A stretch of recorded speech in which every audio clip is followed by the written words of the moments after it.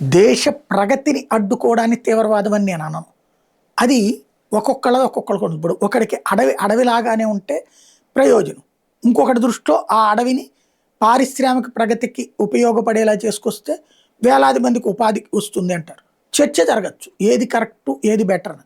But ప్రజాస్వామ్యంలోనైనా, ప్రపంచంలోనైనా majority ఆలోచనలకు అనుగుణంగానే జరగాలి. కాబట్టి అట్లాంటి వాటిలో చర్చ జరగడంలో తప్పలేదు కానీ దానికి తీవ్రవాదం ముద్ర ఎక్కర్లేదు. కానీ తీవ్రవాదం అనేటటువంటి దాన్ని ఇప్పుడు ఫర్ ఎగ్జాంపుల్ ఉమర్ ఖలీద్ అనేవాడికి అనుకూలంగా ఈ దేశంలో లక్షల కొద్ది పోస్టులు ఇప్పటికే వస్తున్నాయి.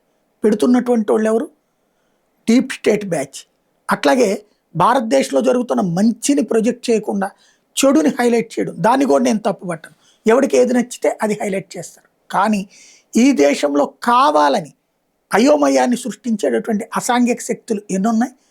తప్పులని ఒప్పులుగా, ఒప్పుల్ని తప్పులుగా. షాహీన్ బాగ్లో జరిగినటువంటి అల్లర్లని మత ఉన్మాద చర్యలు కాదంటారు వీళ్ళు. వాళ్ళు ఖచ్చితంగా దేశద్రోహులు.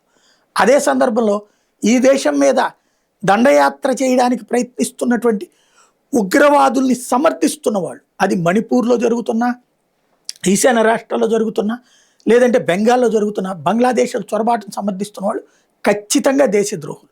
దేశద్రోహుల్ని దేశద్రోహులుగానే చూడాలి.